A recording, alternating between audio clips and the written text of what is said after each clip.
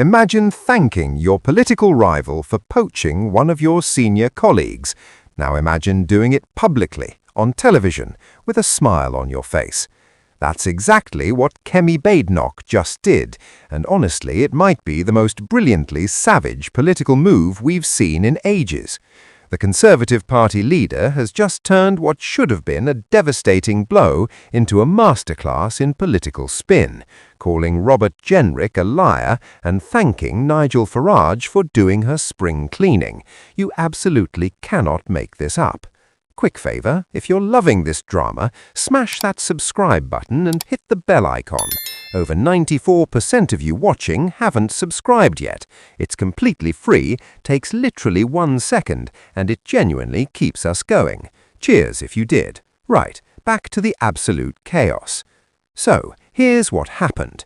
Robert Jenrick, the former Shadow Justice Secretary and the man who came second in the Conservative leadership race just months ago, has defected to Reform UK. This isn't some backbench nobody jumping ship. This is a senior frontbencher, a former minister, someone who very nearly became leader of the Conservative Party. His defection should have been a catastrophic moment for Kemi Badenoch. It should have been headlines screaming about Tory chaos and Conservative collapse. Instead, Badenoch has turned the whole thing on its head by absolutely eviscerating Jenrick's character and framing his departure as addition by subtraction. Now, before we get into the delicious details of Badenoch's response, let's talk about how this all went down, because the timeline here is absolutely crucial to understanding just how spectacularly this has played out. Jenrick didn't just resign and walk off into the sunset. Oh no, Badenoch sacked him on Thursday. She sacked him because she had what she described as irrefutable evidence that he was plotting in secret to defect. Think about that for a second. She had evidence. She confronted him, and according to her version of events, he lied straight to her face. In an interview with GB News, Badenoch absolutely unleashed on her former colleague, and I mean unleashed. She told the audience that it is quite clear that Robert Jenrick tells a lot of lies, and you cannot believe a word that comes out of his mouth. Those are not the words of a political leader doing damage control. Those are the words of someone who is absolutely done with someone's nonsense and has decided to go nuclear. When was the last time you heard a party leader call a former senior colleague a liar on national television? This is scorched earth politics, and Badenoch is wielding the flamethrower. She went on to explain that Jenrick was asked yesterday morning if he was going to defect, and he told the chief whip never, even though they had already found evidence of the speeches he was planning to give. So not only was he planning to defect, but he had already written his defection speech, and he still looked the chief whip in the eye and denied it. If Badenoch's account is accurate, and there's no reason to think it isn't given how specific she's being, then Jenrick's behavior is absolutely damning. You can disagree with your party, you can decide to leave, but lying to your colleagues whilst you're planning your grand exit is the political equivalent of stealing the office supplies on your way out the door. But here's where Badenoch's response gets properly interesting, because she didn't just attack Jenrick's honesty, she attacked his motivations. She claimed that all of this has happened because he has fallen out with people, and those people have brought stuff to her. In other words, Jenrick's own allies turned on him. There was backstabbing within the backstabbing.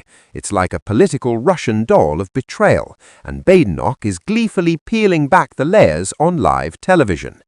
She also pointed out the glaring contradiction in Jenrick's defection speech.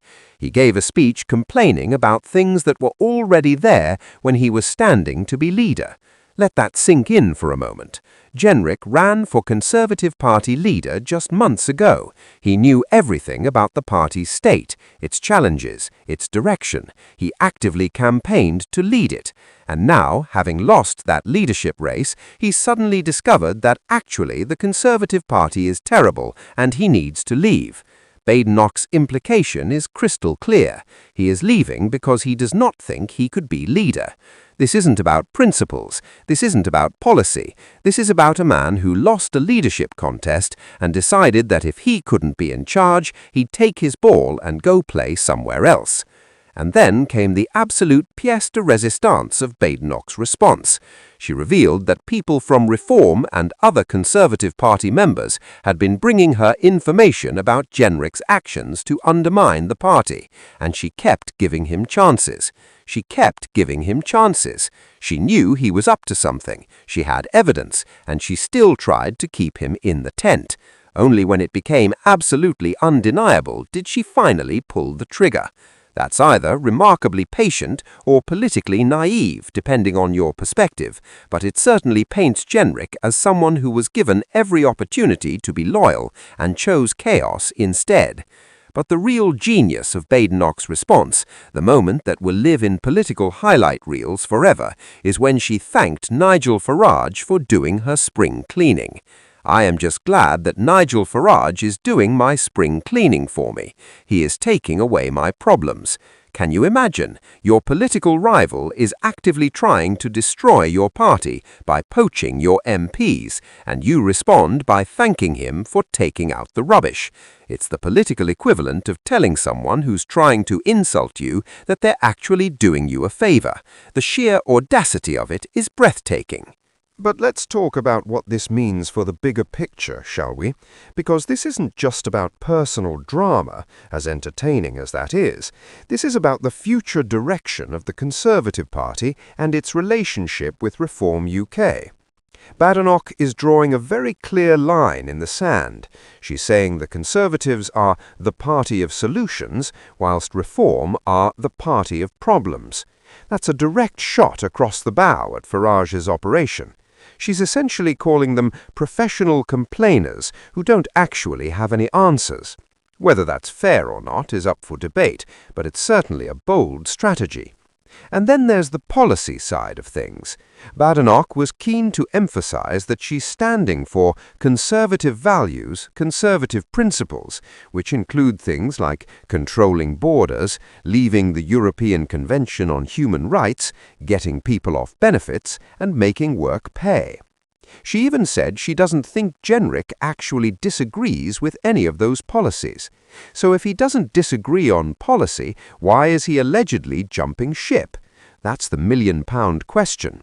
Is it about power, ambition, a personality clash, or does he genuinely believe Reform UK is better positioned to implement these ideas?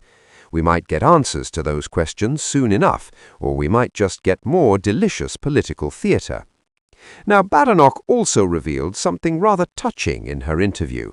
She admitted she's feeling a bit sad about having to let Jenric go.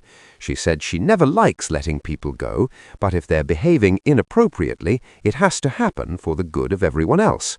That's actually quite revealing.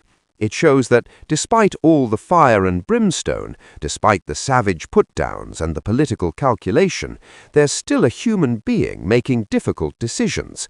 Leading a political party isn't just about policies and strategies. It's about managing people, dealing with egos, and sometimes having to be the bad guy even when it's uncomfortable.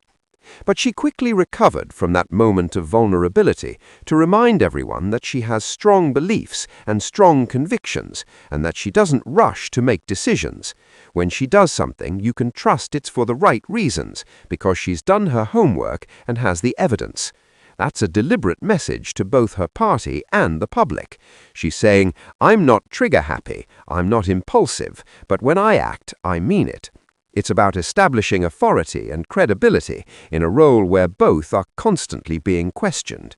And speaking of establishing authority, Badenoch wasted no time in announcing Jenric's replacement.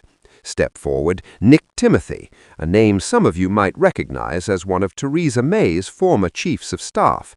Badenoch absolutely sang his praises, highlighting how he's been drawing attention to what she calls the scandal at Westminster. She even called out the Home Secretary for being too weak to sack the Chief Constable there. So she's not just defending her own decision to sack Jenrick, she's going on the offensive, calling out what she sees as weakness elsewhere. That's strategic political combat, and it's rather impressive to watch. The Conservative Party right now is in a fascinating position. They're trying to rebuild after a catastrophic election defeat. They're dealing with Reform UK nipping at their heels, trying to win over right-leaning voters, and they're attempting to present a united front whilst clearly having some serious internal tensions.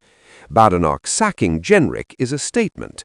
It's her saying, "I'm in charge, this is my party, and if you're not on board with the direction we're going, the door is right there." Whether that strengthens the party or creates more division remains to be seen, but it's certainly a bold move.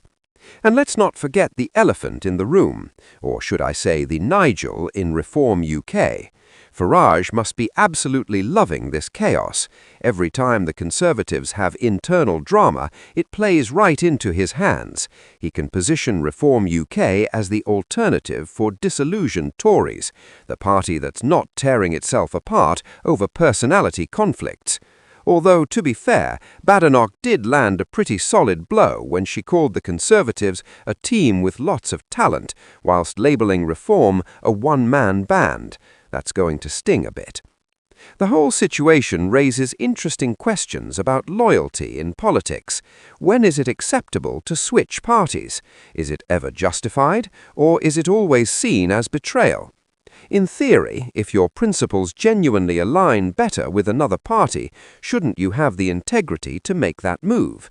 But then again, if you've been elected under one banner, don't you owe it to your constituents to stick with that mandate?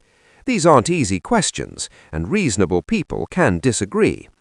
But what seems to have really angered Badenoch isn't just the potential defection itself, it's the alleged plan to cause damage on the way out. That crosses a line that even political opponents can recognize. What happens next is anyone's guess. Will Jenrick actually defect to Reform UK, or has all this drama scuppered those plans? Will other Conservative MPs follow him if he does make the jump? Will Badenoch's tough approach rally the party behind her, or will it create resentment? And what will the public react to all of this?